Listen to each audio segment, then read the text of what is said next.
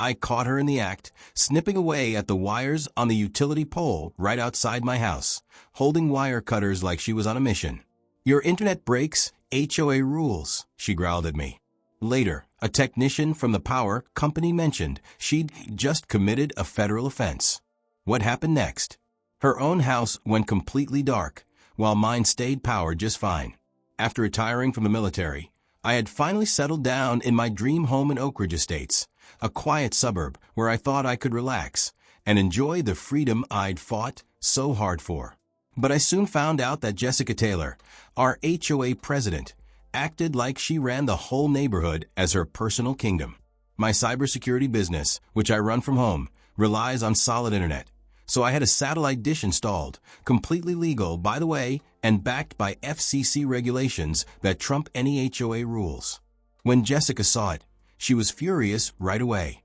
"That ugly thing is coming down," she shouted, jabbing her finger toward my roof during our first face-off.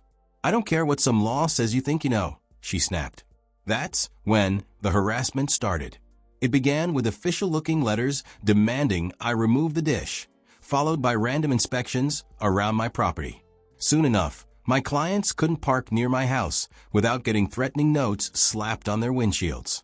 When I tried to show the HOA the FCC rules during a meeting, Jessica shut off my mic. "We don't tolerate federal interference in our community standards," she declared, and her loyal supporters clapped like they were at a show. Then came that Thursday morning. I was in the middle of a crucial video call with a Pentagon contractor, part of a weeks-long cybersecurity review I'd been working on. Thanks to my military background, I'd gotten some great opportunities in the private sector, and this project could secure my business for a long time. I was explaining the vulnerabilities, sharing my screen with Colonel Harris and his team, when suddenly my connection froze. At first, I thought it was just a typical suburban internet issue. But when the outage dragged on, I looked out my office window toward the street. And there she was, Jessica Taylor in her bright yellow HOA jacket, crouched over the utility box on my property line. Even from that distance, I could clearly see the red-handled cutters she was using. My heart dropped. This wasn't just some random issue. This was deliberate. I'd heard stories from other neighbors. The Anderson family sprinklers mysteriously stopped working after they challenged an HOA fine. The Millers had their mail vanish for days after they questioned Jessica at a meeting. But cutting communications lines? This was on another level.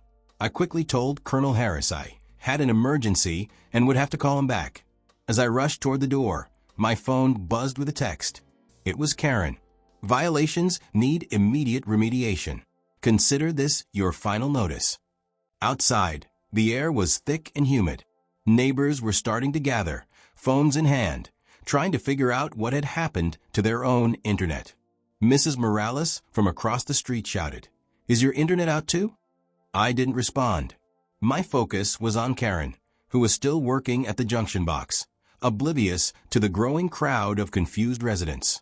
The way she moved so deliberately told me this wasn't a spur-of-the-moment thing. She had planned it out.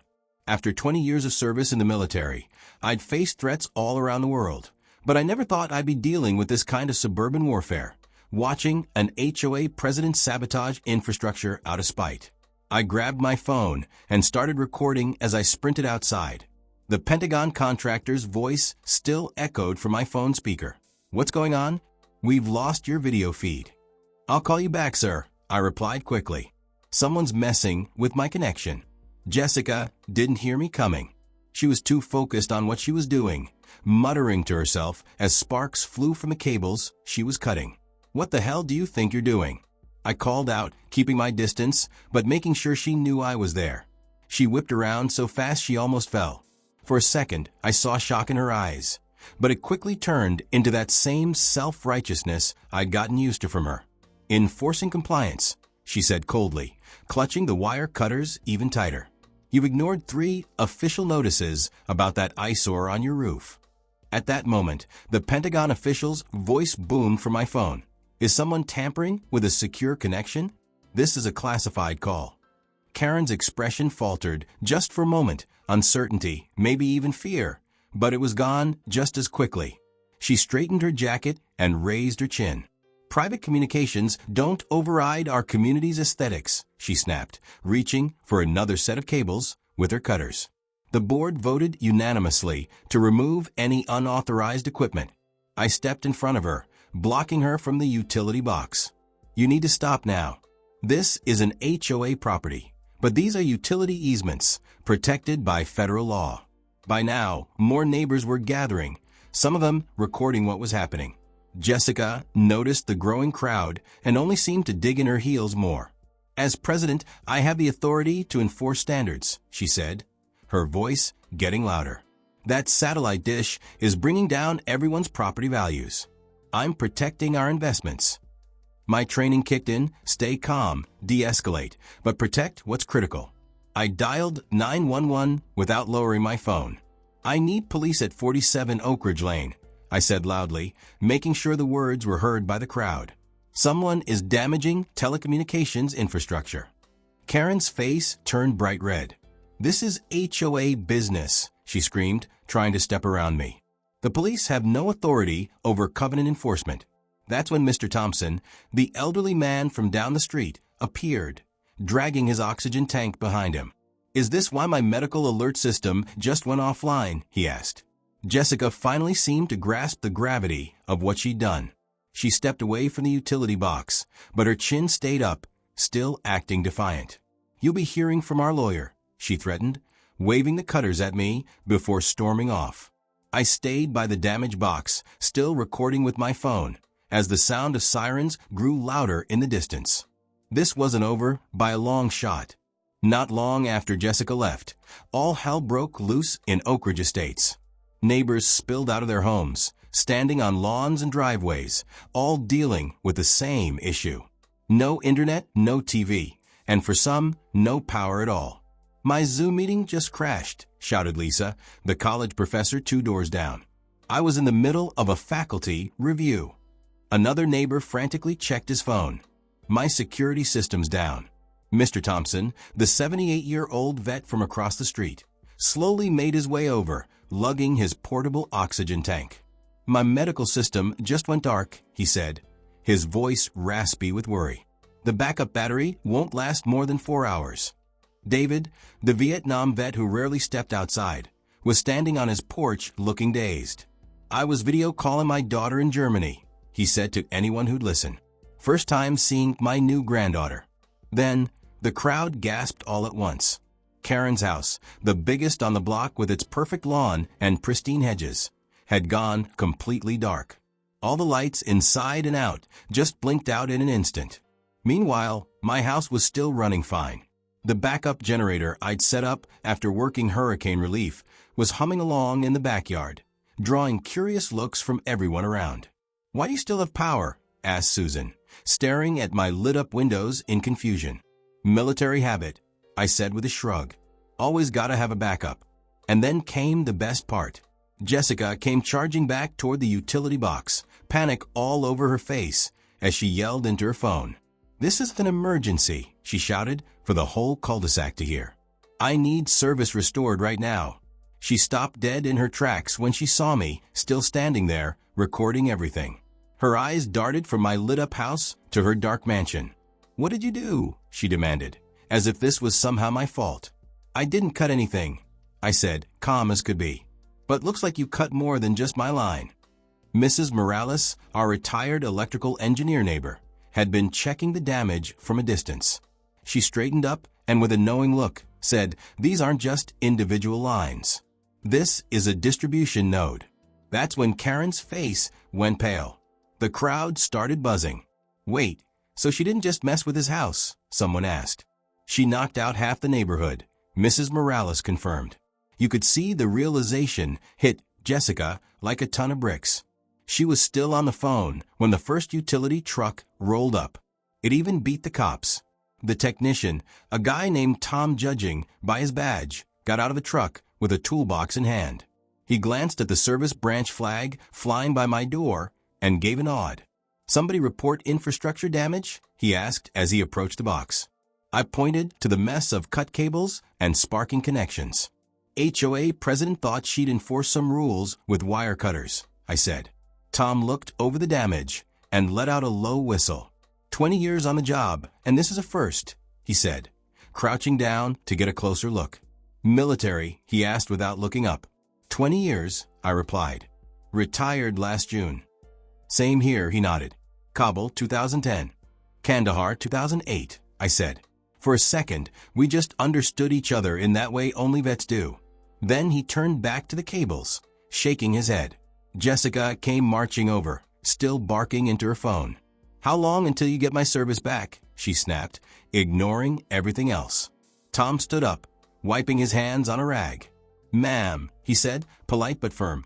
You cut through a primary fiber trunk line that serves the entire eastern section of a neighborhood. He pointed to another spot.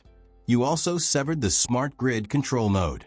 That's why some homes still have power and others don't. The system's rerouting electricity where it can. I was removing unauthorized equipment, Jessica shot back, glaring at my house. Tom looked puzzled. Satellite dishes don't connect here. They're wireless to the dish, then wired inside the house. He pointed at the pole. What you damaged is public utility infrastructure. Karen's face went red. This is HOA business, she snapped, her voice getting louder. I have the authority to maintain neighborhood standards. Mike's face got a little harder. Ma'am, this is critical infrastructure tampering, a federal offense. I've already reported it under Homeland Security protocols. Homeland Security? Karen's voice faltered a bit. Yes, ma'am. After 9/11, the Critical Infrastructure Protection Act classified telecom networks as national security assets. Intentional damage requires mandatory reporting. By now, more neighbors had gathered around, forming a small crowd. Tom turned to address them. Folks, I wish I had better news, but this isn't a quick fix. The fiber lines are completely severed, and the smart grid node is fried. That's custom equipment, and there's a chip shortage right now. How long? Someone called out. Best case? 3 to 5 days for internet. Power should stabilize sooner, but you'll have outages during repairs. The crowd let out a collective groan. 3 to 5 days? Karen's panic was setting in. That's unacceptable. I run a business from home. Oh, the irony. That's exactly why I'd installed the satellite dish she hated so much. Tom didn't miss a beat. Ma'am, what's unacceptable is tampering with telecom infrastructure. Our legal department's already been contacted. Then, speaking over his shoulder as he headed back to his truck, he said, I'll be back with more equipment, but you might want to start planning for backup. This won't get fixed today. As Tom drove off to get more supplies, 2 police cruisers rolled into the cul-de-sac, lights flashing. Karen's face went from outrage to showing the first signs of real fear.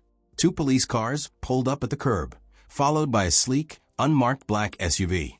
The officers approached slowly, scanning the scene, damaged utility box, the group of curious neighbors, and Karen's growing panic. I'm Officer Cruz. The first officer introduced herself. We've had several reports about damage to property. I stepped forward. I've got most of it on video, I said, holding up my phone. Name's John Miller. I live at 47 Oak Ridge. That's Jessica Taylor, the HOA president. I pointed towards Karen. She was the one cutting the cables at the utility box. Jessica immediately tried to defend herself. I was enforcing the HOA rules. It's my responsibility, she said, her voice rising in a way I hadn't heard before. As the officers started getting statements, a man in a suit stepped out of the unmarked vehicle. He didn't say a word at first, just inspected the damaged equipment with a practiced eye. Mrs. Taylor, Officer Cruz addressed Karen.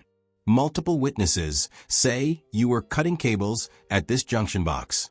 Care to explain? That man, Jessica jabbed a finger in my direction, installed unauthorized equipment that violates our HOA rules. As president, I have to make sure the standards are upheld. The man from the unmarked SUV finally walked over, showing his ID. Agent Harris, Department of Homeland Security, Infrastructure Security Division, he said. We investigate reports of damage to key communication networks. Karen's face turned pale. Homeland Security? This is absurd. It's just a neighborhood dispute. But Agent Harris didn't flinch. Mrs. Taylor, Are you aware that under U.S. Code Title 18, Section 1030, tampering with telecommunications infrastructure can lead to penalties of up to 20 years if critical services are affected? Karen's voice dropped to a whisper. 20 years. That's the maximum when public safety is impacted, he clarified. Which leads me to ask, are there any residents who rely on medical devices affected by this? Before anyone could respond, Mr. Thompson rolled forward in his wheelchair, oxygen tank in tow. My breathing machine stopped working, he said bluntly. Had to switch to my emergency oxygen. And my system that alerts my doctor if I'm in distress isn't working either. Agent Harris made a quick note. That makes this a case of potential endangerment. The crowd around us started murmuring, their frustration with Jessica growing more intense. But I'm the HOA president, Jessica protested, her voice shaky now. I have the authority to. Your HOA rules don't override federal law. Agent Harris cut her off. Critical infrastructure is protected, no matter what your HOA says. Officer Cruz moved in closer. Ma'am, we're taking you in for questioning about criminal damage to property, reckless endangerment, and possibly interfering with critical infrastructure. You're arresting me? Karen's voice hit a higher pitch. For enforcing neighborhood standards? We're detaining you for questioning, Officer Cruz clarified, though the difference didn't seem to comfort Jessica much. You have the right to remain silent. As they read her rights, the loyal supporters Jessica once commanded at HOA meetings were nowhere in sight.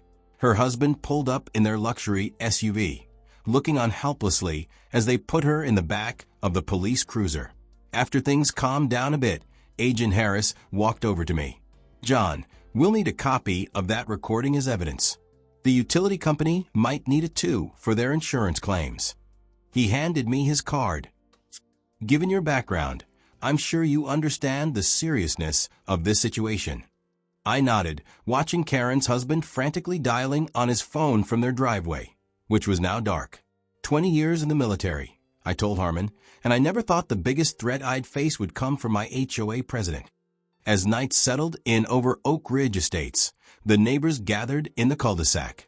Flashlights, lanterns, and the soft glow from my generator-powered lights pushed back the darkness of our usually bright suburban street.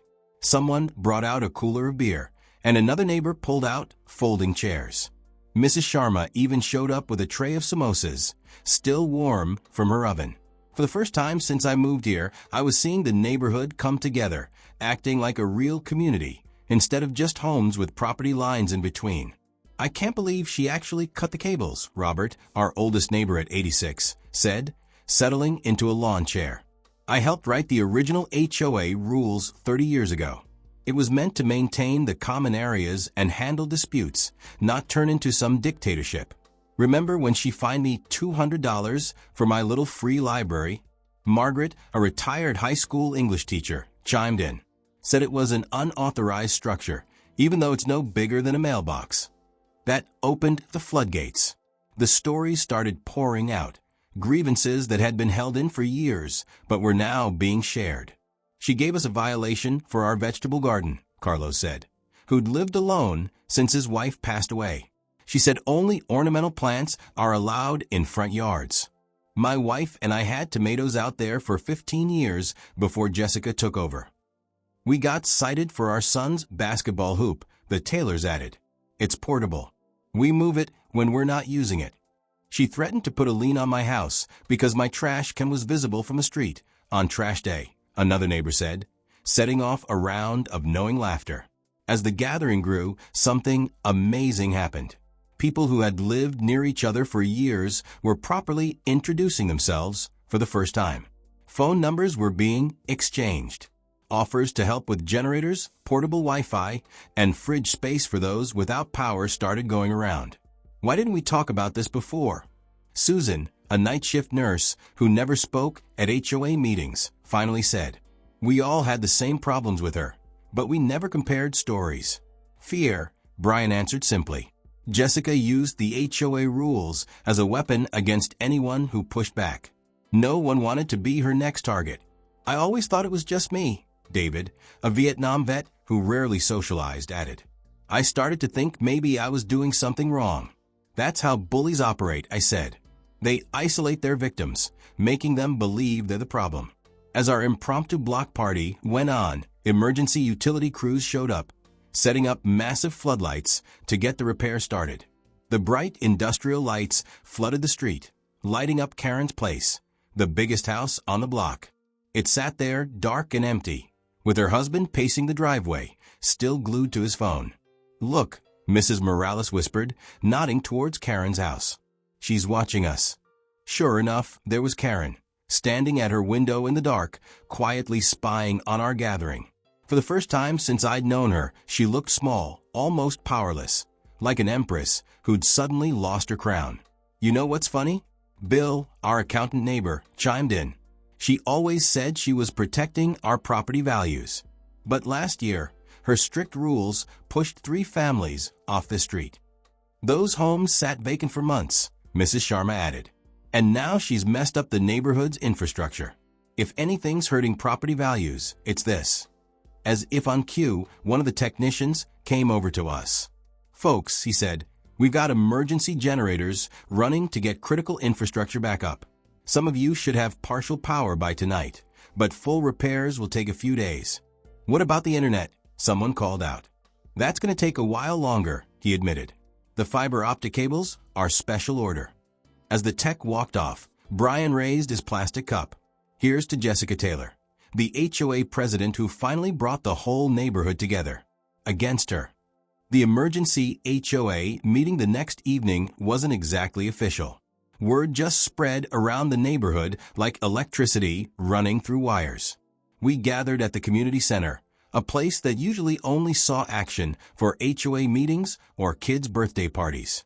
My generator, along with 2 others loaned by neighbors with RVs, powered the place. Folding chairs came out of garages. Someone even hung a banner, "Oak Ridge Estates Emergency Assembly." Jessica showed up right on time, flanked by her 2 faithful board members, the retired lawyer and the ex-realtor who'd rubber-stamped every one of her decisions for years. She didn't look like her usual polished self. Her hair was a little messy, and her makeup seemed rushed. She carried a leather portfolio stuffed with papers, probably bylaws and regulations to back up whatever she was going to say. Clearly, she still thought she'd be able to steer the conversation. "As your elected president," she began, skipping any pleasantries, "I want to address the unfortunate incident yesterday involving necessary covenant enforcement, which led to some unforeseen complications." The room erupted with disbelief. "Unforeseen complications," Mrs. Sharma repeated, shocked. "You cut off essential services to half the neighborhood." "My daughter missed her college interview," a neighbor called out. "We had to drive to the library parking lot just to get Wi-Fi." Jessica tried to regain control. "If everyone would just calm down." "I spent the night in the ER," Mr. Thompson interrupted, his oxygen tank sitting beside him. "My backup system failed after 4 hours." The retired lawyer beside Jessica leaned over and whispered something in her ear. She straightened her jacket and tried again. The board acknowledges that there were unintended consequences beyond the planned enforcement action. However, the bylaws clearly state. That's when Bill, the accountant, stood up. "I move for an immediate vote of no confidence in the current HOA president." Second, came the voices of at least 20 neighbors in unison. Karen's face went beet red. "You can't do that without proper notice. Robert's Rules of Order require." Article 8, Section 3 of our own bylaws. Robert, our oldest resident, cut her off. It allows for the emergency removal of officers in cases of gross misconduct or criminal actions. He held up a worn copy of the original HOA charter. I helped write it. The vote wasn't even close. 98% of the neighborhood voted to remove Jessica on the spot. Only her husband and her 2 loyal board members stood by her. Bill was voted in as interim president by almost the same margin. His first official action? Suspending all aesthetic violation enforcement until a complete bylaw revision. Jessica stormed out, her husband trailing behind her like a pop balloon. 3 days later, we got the utility company's bill, $47,000 for emergency repairs. When Jessica tried to get the HOA insurance to cover it, the answer was quick and clear: intentional acts exclusion. The insurance adjuster didn't even hesitate. He just played my video recording. Case closed. In the weeks that followed, as things slowly went back to normal, Oak Ridge Estates changed in a way that was much bigger than just getting power and internet back. The new HOA bylaws, written with input from every household, reflected a real shift in priorities. The rigid aesthetic rules and harsh fines were gone for good. Instead of rigid rules, we adopted sensible guidelines that prioritized the community's well-being over stifling personal expression. Our once quiet community center transformed into a bustling hub. Every Thursday, veterans gathered for support meetings. Seniors came by on Tuesday afternoons for tech classes. And our monthly potluck dinners? They finally attracted more than just the board members. Karen's house quietly went up for sale. No open house, no big neighborhood notice. One morning, a for sale sign popped up like a quiet surrender. I'd see her husband every now and then, loading boxes into their SUV. But Karen? She was barely around, just a shadow passing behind her curtain. The house sold fast. Within weeks, a young family moved in. The dad worked from home as a software engineer. Their first project? Installing a satellite dish, the same kind I had. Hope this won't cause any issues with the HOA, the new owner joked when we met. I smiled. Not anymore, I reassured him. As long as it follows FCC rules, you're all set. The most significant change came from Mr. Thompson. During the outage, his medical alert system had failed, putting him at risk.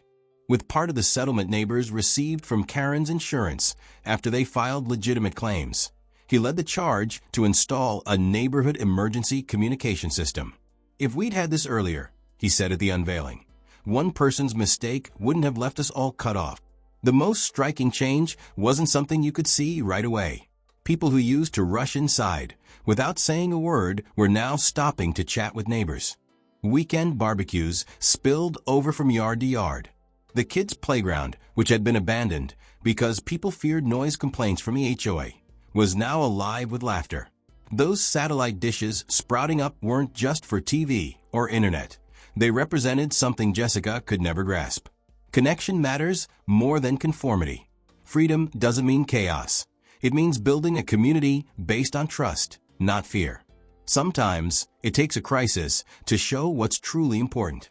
It's not the property values or identical mailboxes. It's neighbors watching out for one another when systems break down. And the irony isn't lost on us. Karen's obsession with control ended up freeing the neighborhood from her grip. Her need for everything to look perfect only revealed the power that comes from accepting our differences. After serving 20 years in the military to protect American freedoms abroad, I never thought I'd have to defend those same freedoms in my own quiet neighborhood. As our new HOA president, Bill, said at our first meeting after the crisis, the best neighborhoods aren't built on strict rules. They're built on respect. Karen's parting gift wasn't what she intended. When she cut those cables, she didn't just restore our utilities. She reconnected us as people. She showed us that true strength isn't found in strict control, but in flexibility and mutual support. Sometimes, power is clearest when it's absent. That satellite dish is still on my roof, now joined by many more across Oak Ridge Estates. They stand as a symbol of what Jessica never understood. Real security comes from connection, not control. Sometimes freedom shows up in the most unexpected ways, like during a blackout.